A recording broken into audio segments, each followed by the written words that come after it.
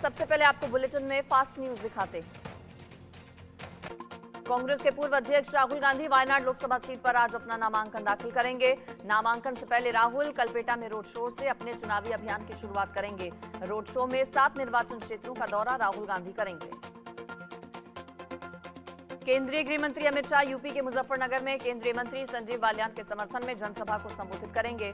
इसके साथ ही वो मुरादाबाद में लोकसभा कोर ग्रुप की बैठक भी लेंगे। लोकसभा चुनाव को लेकर बीजेपी पूरे एक्शन मोड में है। इसी फेरिस में बीजेपी के राष्ट्रीय अध्यक्ष जेपी नड्डा उत्तराखंड में प्रचार करेंगे। दिल्ली के सीएम अरविंद केजरीवाल की जमानत पर आज दिल्ली हाईकोर्ट में सुनवाई। इससे पहले ईडी ने अरविंद केजरीवाल की उस याचिका का विरोध किया जिसमें उनकी रिहाई की मांग की गई। केजरीवाल ने अपनी याचिका में ईडी की गिरफ्तारी को गैर कानूनी बताया और जल्द से जल्द अंतरिम राहत देने की मांग की। आम आदमी पार्टी से राज्यसभा सांसद संजय सिंह लीवर से जुड़ी बीमारी के इलाज के लिए आईएलबीएस अस्पताल में भर्ती हैं। अस्पताल में लीवर की बायोप्सी की गई है। साथ ही इस जांच के बाद रिपोर्ट के आधार पर आगे का इलाज होगा। अस्पताल से छुट्टी मिलने के बाद संजय सिंह घर वापस आ सकते हैं। आज संजय सिंह करीब 6 महीने से जेल में हैं। अब उन्हें सुप्रीम कोर्ट से जमानत मिल गई है। सुप्रीम कोर्ट से जमानत की खबर सुनने के बाद संजय सिंह के समर्थक ढोल के साथ उनके सरकारी आवास पर पहुंचे। यहां उन्होंने पत्नी अनीता सिंह को शुभकामनाएं दी। पत्नी ने कहा कि यह संघर्ष लंबा है और आगे भी इस तरह से जारी रहेगा। संजय सिंह के बाद आने का हम जश्न नहीं मना रहे। जमानत के लिए हम अदालत को धन्यवाद देते हैं। बदायूं लोकसभा सीट से समाजवादी पार्टी की ओर से शिवपाल यादव की जगह उनके बेटे आदित्य यादव को लोकसभा चुनाव लड़ना अब तय है। बदायूं की विधानसभा क्षेत्र गुन्नौर के बबराला कार्यकर्ता सम्मेलन में पहुंचे शिवपाल सिंह यादव ने खुद मन से ऐलान किया कि वो अपना नाम वापस लेते हैं। गन्नौर में चुनावी जनसभा को संबोधित करते हुए शिवपाल यादव ने दिल्ली के सीएम अरविंद केजरीवाल की आड़ में बीजेपी पर निशाना साधा। शिवपाल ने कहा कि बीजेपी की सरकार तानाशाह है। वहीं आजमगढ़ से सपा प्रत्याशी धर्मेंद्र यादव ने भी बीजेपी पर जमकर निशाना साधा। उन्होंने कार्यकर्ताओं को सावधान करते हुए कहा कि बीजेपी चुनाव में गड़बड़ी कर सकती है। हरियाणा में हुए एक सर्वे के मुताबिक हरियाणा के 53% लोग पीएम मोदी के कामकाज से खुश हैं। 26% लोग खुश नहीं हैं। 20% लोग ऐसे हैं जो पीएम के कामकाज से नाराज नहीं हैं लेकिन कम संतुष्ट हैं। हरियाणा में 25% लोग ऐसे हैं जो केंद्र सरकार के कामकाज से थोड़े खुश हैं। इसके बावजूद प्रधानमंत्री पद के लिए 64% लोगों की पहली पसंद पीएम मोदी है।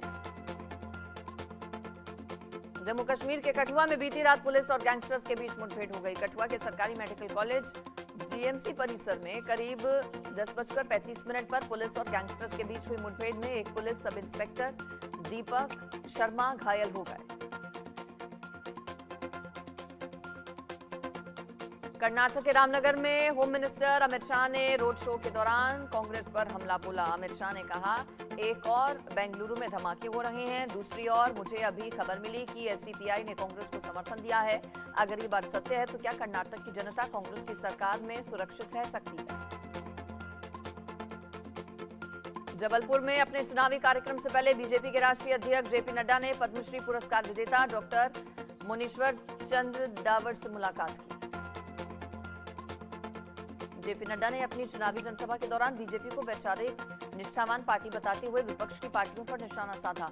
नड्डा ने कहा, जो सोशलिस्ट बनकर चले थे वो कैपिटलिस्ट बन गए हैं, जो मध्य मार्गिया चले थे वो दक्षिण मार्गिया हो गए हैं। अकेली बीजेपी है जिसने 1951 में जनसंघ में कहा कि एक देश में 2 विधान, 2 प्रधान और 2 निशान नहीं रहेंगे।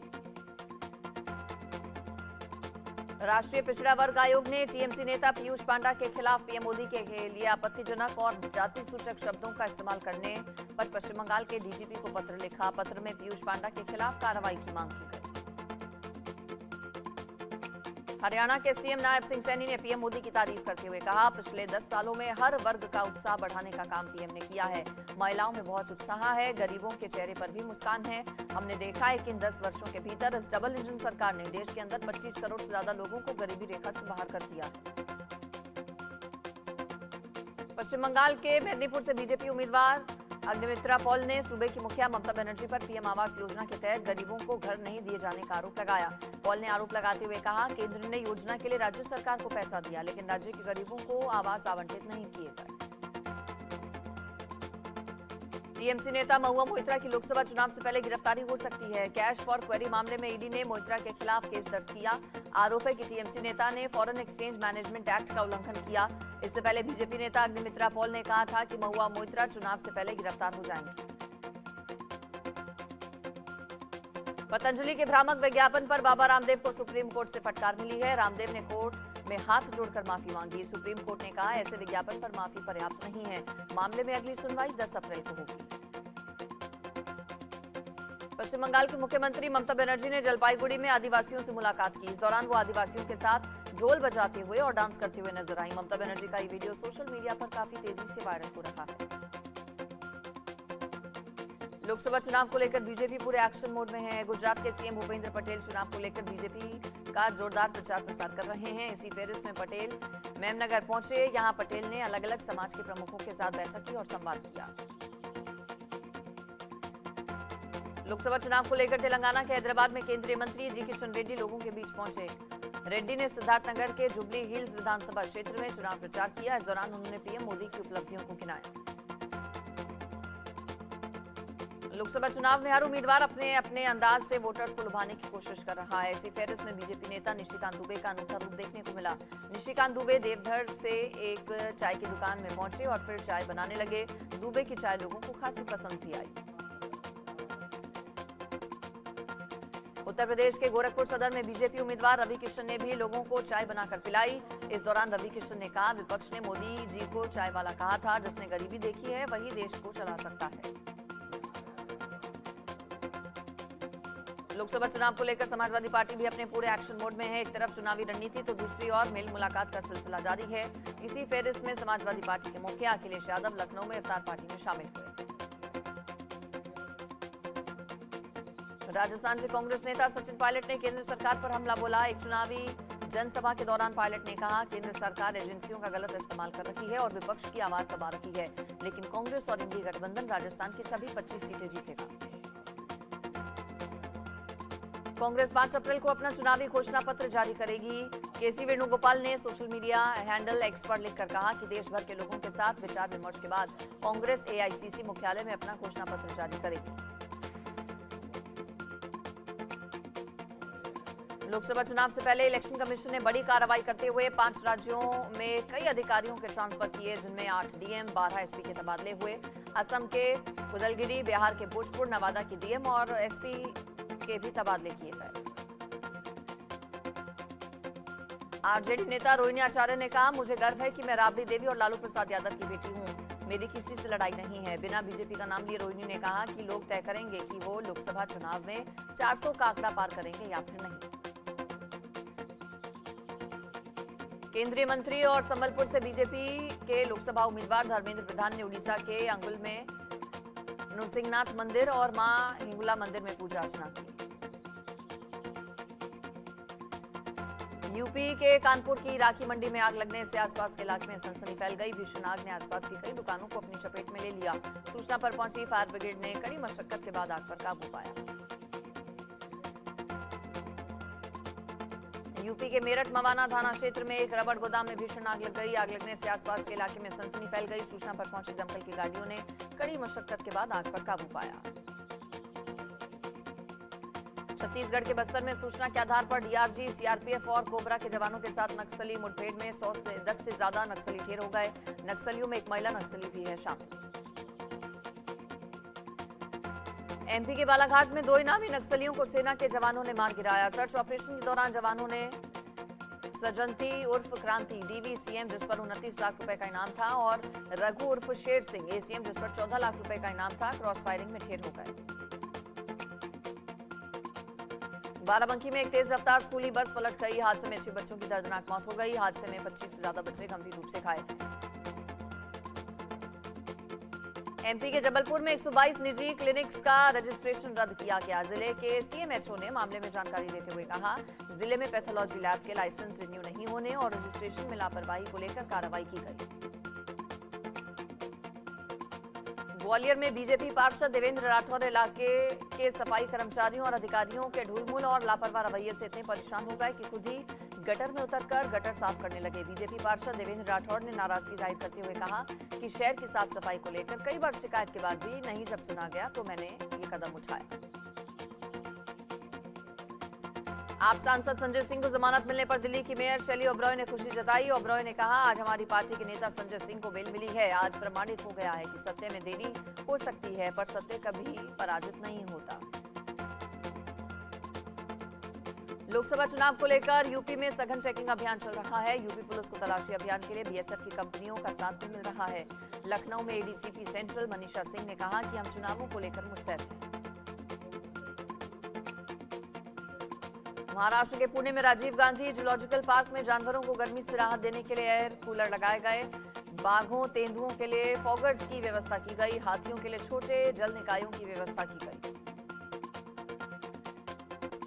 ताइवान में भूकंप का जबरदस्त झटकों से देश दहल गया। रिक्टर स्केल पर 7.5 तीव्रता बताई गई। भूकंप को देखते हुए जापान ने सुनामी का अलर्ट किया जारी।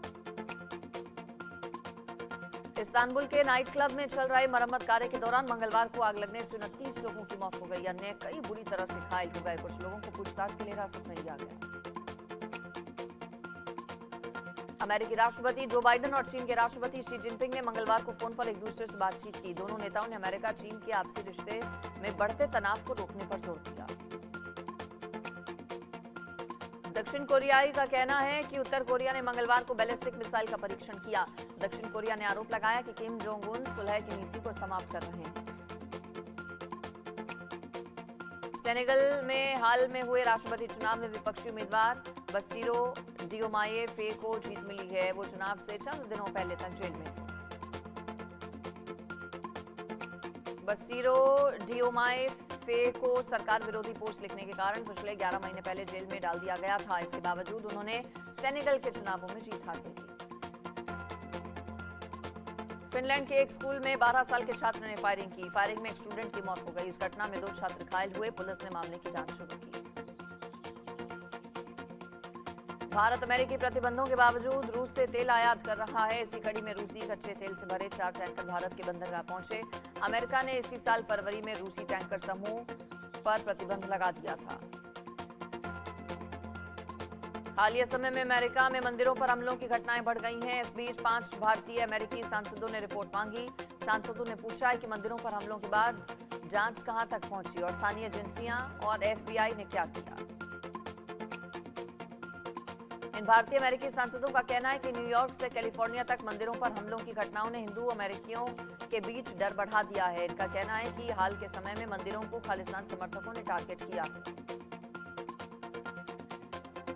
पाकिस्तानी सुप्रीम कोर्ट ने 44 साल बाद मानी अपनी गलती। पाकिस्तानी सुप्रीम कोर्ट ने ऐतिहासिक फैसला सुनाते हुए कहा कि भुट्टो के साथ न्याय नहीं हुआ।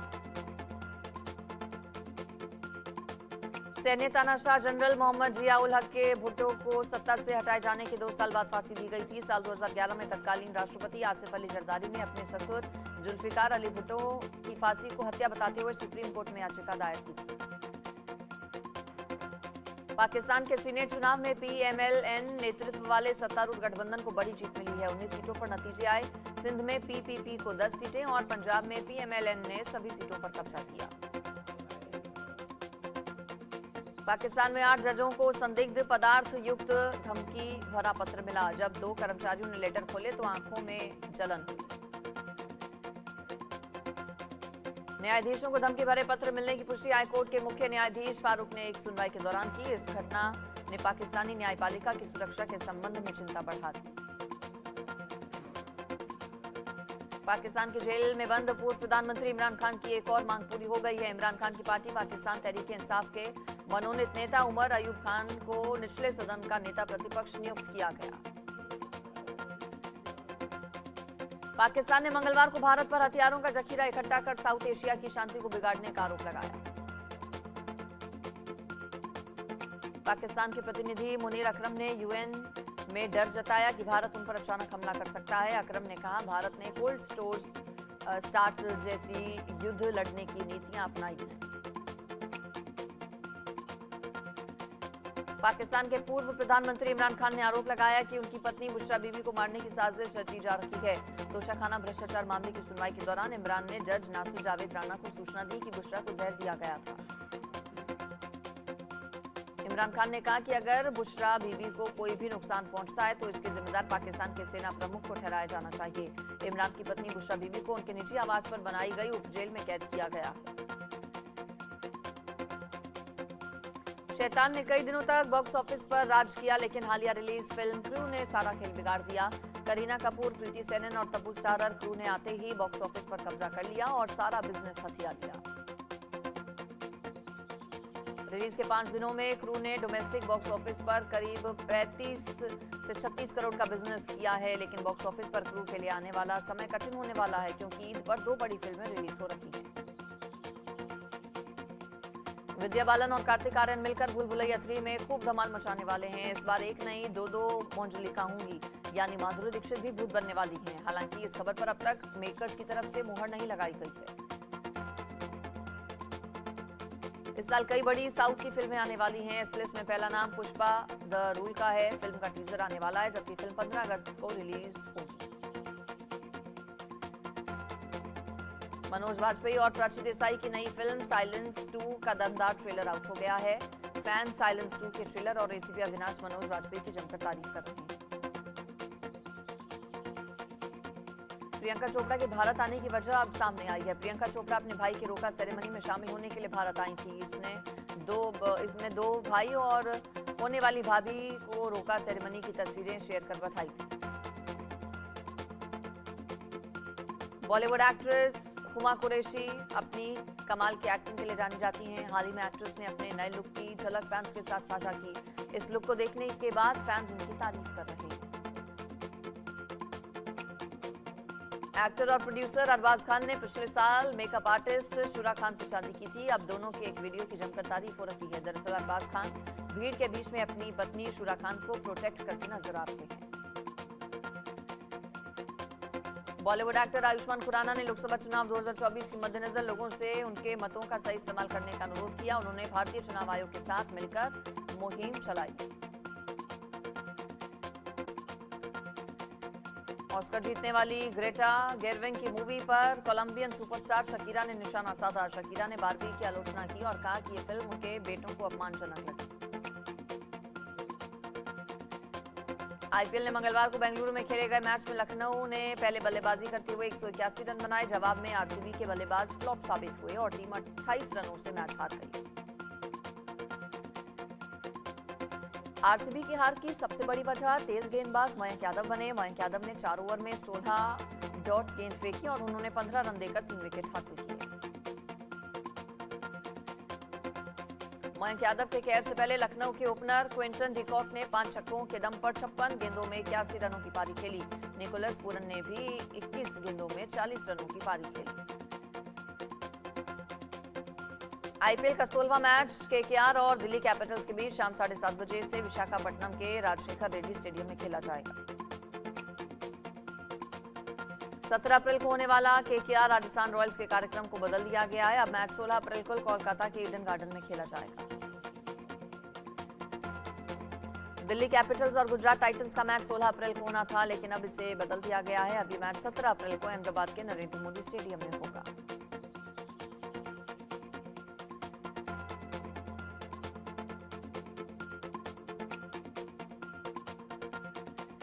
बंगाल के खेल मंत्री और बंगाल रणजी टीम के कप्तान मनोज तिवारी ने हार्दिक पांड्या पर बड़ा बयान दिया। उनका कहना है कि मुंबई इंडियंस अपने अगले मैच से पहले हार्दिक की जगह रोहित शर्मा को कप्तान बना सकती है।